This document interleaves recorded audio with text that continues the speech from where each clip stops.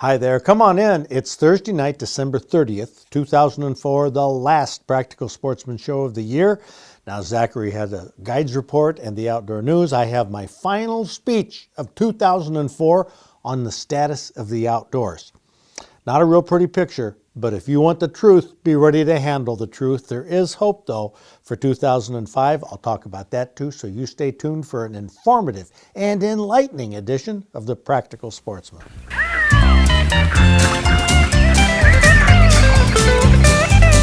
From the rugged shores and woodlands of the north, it's history of copper mines and iron ore, the Great Lakes fishery.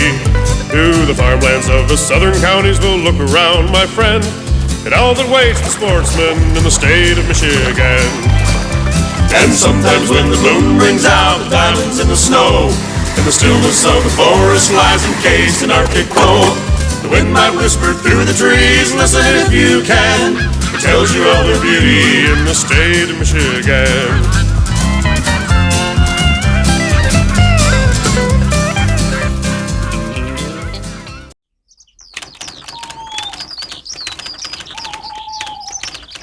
Story in this issue about Bill Cody, a 56-year-old trapper who was tending his trap lines on the Muskegon River on November 27th when he came across 3 duck hunters whose boat had capsized near the Muskegon Causeway.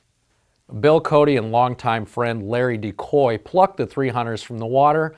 Bill continued checking his trap line.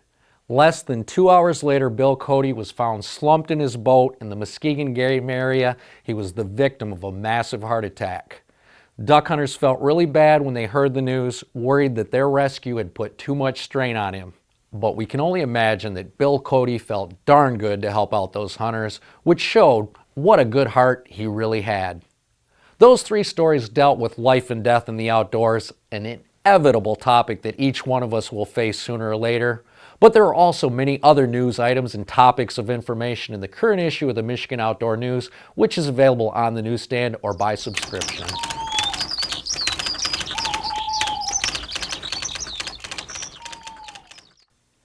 Here is my final speech for 2004, summing up the status of the outdoors in Michigan and how it's changed during the past 12 months. You sportsmen ought to be concerned because it's not a pretty picture. This has been the worst year financially for outdoor businesses that I can remember. Many are gone. It's been the worst year for hunting and fishing license sales in my lifetime. The numbers of hunters and anglers has been dropping steadily for the past 10 years. Now, the outdoor media has been in denial about this downslide until recently when it's gotten so bad that nobody can deny it any longer. Now, I think we all wonder, where did the hunters go? Last week, Zachary reported on an article in the Michigan Outdoor News that said, reports from around the state point to a disappointing 2004 firearms deer season. Now, we're not just talking about fewer deer taken or fewer deer seen. We're talking about a noticeable drop in hunters. Bill Parker said that biologists agree that the lower hunter numbers are expected when there's a Monday opener, but what wasn't expected was that those numbers didn't appear to improve in most areas as the season continued. Now, from what I see, this lack of hunters wasn't due to a shortage of trophy bucks or a shortage of deer. Hunters have been finding a shortage of enjoyment because the fun is being sucked out of hunting by overregulation, by politics, and a loss of traditional outdoor values. That's my opinion. Which makes me wonder, where did our hunting traditions go? They're being replaced by new organizations with new ideas. Linda Gallagher wrote an article about Michigan Farm Bureau rejecting a plan by a hunting group to control crop damage on Michigan farms. The title makes it sound like the Farm Bureau is the bad guy, but when you read this complicated concept, you can see why they rejected it. It doesn't sound very practical to me. Now, the organization that proposed this scheme is the Michigan United Deer Hunters. And who are they? Well, it turns out to be a website organization that anybody can join for free by registering. There's no dues, no meetings. One of the founders is Richard Heathcock, who was one of the founders of Whitetails Forever, which I dabbled in for a few months. Now, the word forever is like the word united. Sounds good, but it's just a fantasy. You think deer hunters are united?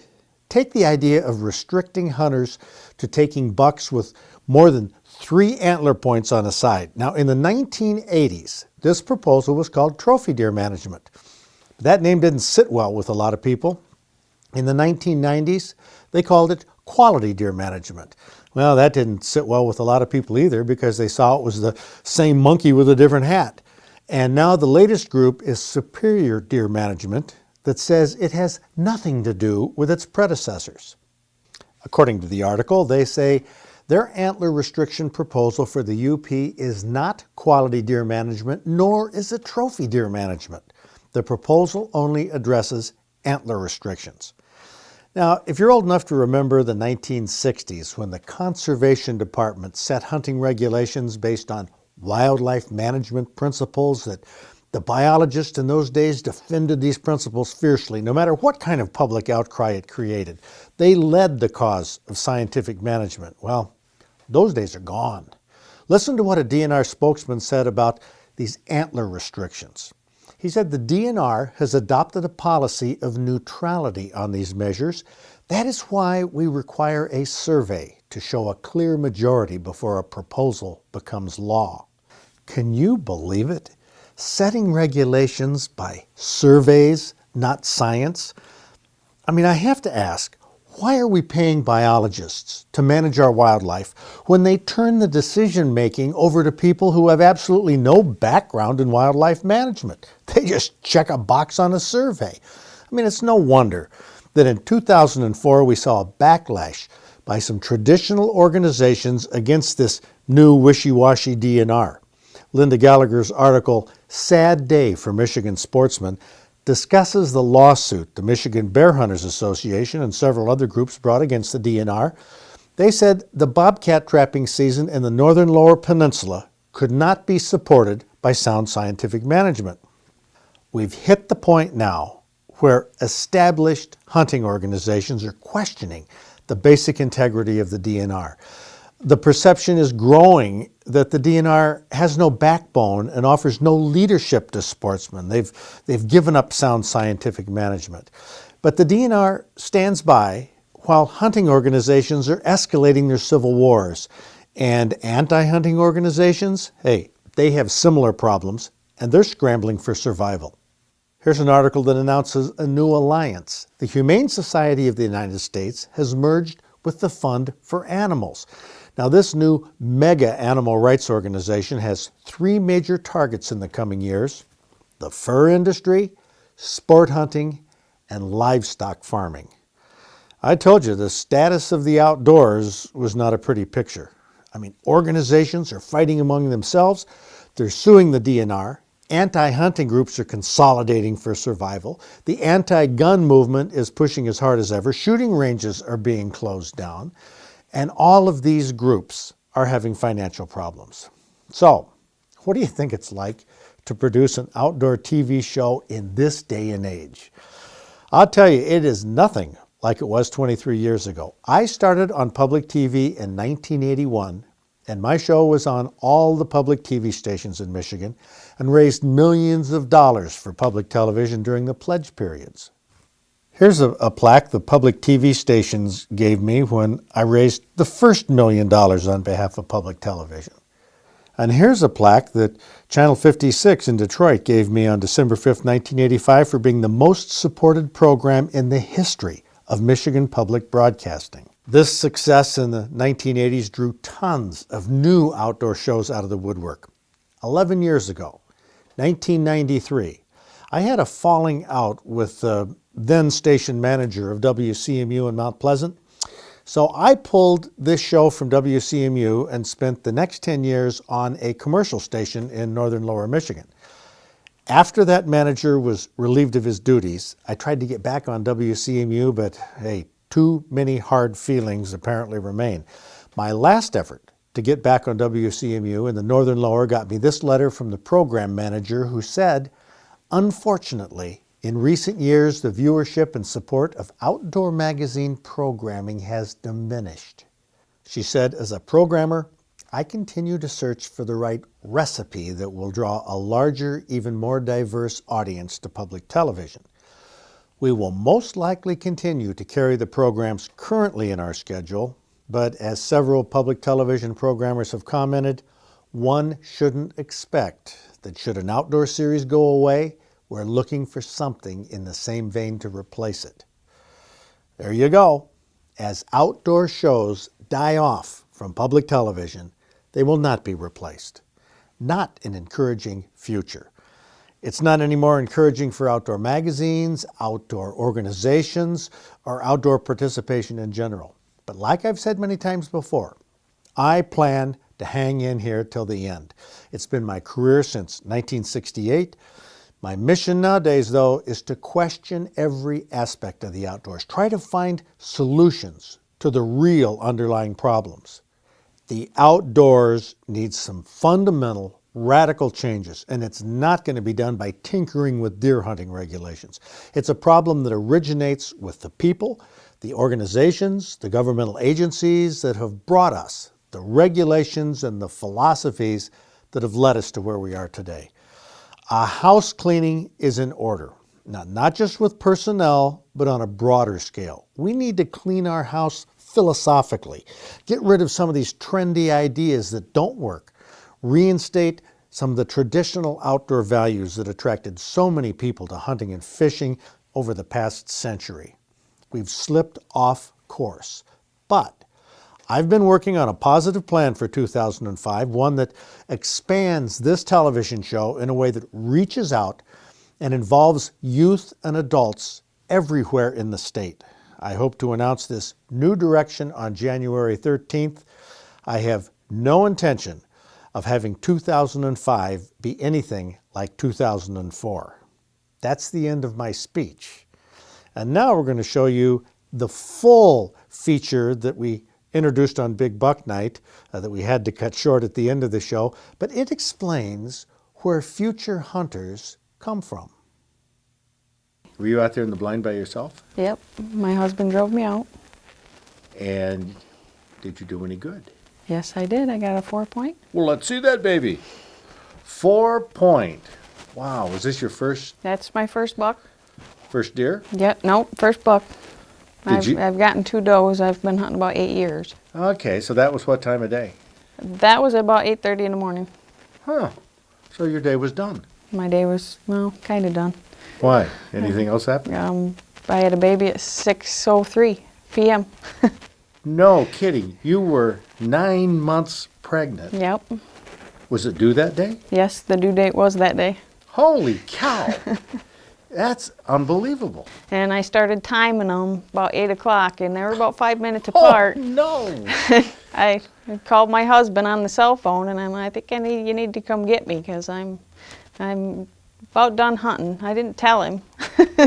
He was only about a mile away, and I didn't tell him why he needed to come get me. I was just done hunting. I'd sat long enough, and while I was waiting for him, this 4-point came out. Oh. I had a doctor's appointment at 10 o'clock, and by then it was around 9:30 or so, so we went to the doctor's appointment, and she said, well, I think you need to go to the hospital now. Wow. So that's where we headed. So off you went. Yep. And that turned out well, I understand. Turned out very well, yes. Beautiful little girl. And here we have Papa Ryan with little, Jessica Lee. Jessica Lee. you got the camo suit on. Yep. That's what she come home in even. Wow. So you were ready to have another little hunter, get another little hunter going. She'll be fine. All right, wait a minute. She left out the very best part of the story, I think. She got so excited about this thing, and she had to go up to her doctor's appointment. And when she got there, and they told her to go to the hospital, she walked out of the doctor's office, and she looked at Ryan, and she said, well, I forgot my bag. And Ryan said, well, I'll go back and get your bag later. That's not important right now. And she said, well, I didn't get a picture with my buck. And he said, you've got to be kidding me. You mean you want to go home? And she said, well, just for a minute. So he took her home, and she had to sit on a stool and in between labor pains say cheese with her buck. So that, and she's got 4 or 5 pictures there with her buck before she would go and have her baby. Look at that. She had no idea that she was on this hunt, and she was trying to get out. Yep, she was trying to get out, and I told everybody she planned it that way. She wanted to go hunting that morning. See? I guess. You know, you wonder if she will grow up to be a hunter. In this family, she will, I'm sure. Wow. Jessica, you're a cutie. Uh-huh. This is big buck night. That buck looks big next to her. Mm-hmm. For sure. Well, congratulations on this. That's a great story. I don't think we'll ever top this one as far as bringing new hunters into the world just in the nick of time. Just in the time.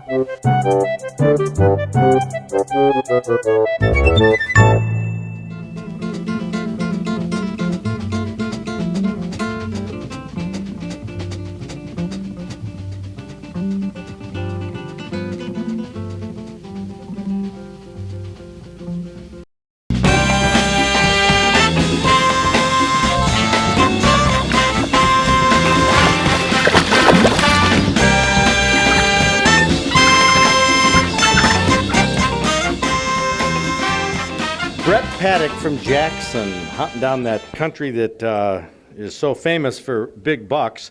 This was 5 days before Christmas. Brett apparently got his Christmas shopping all done and the presents all wrapped so he could go hunting. That's right.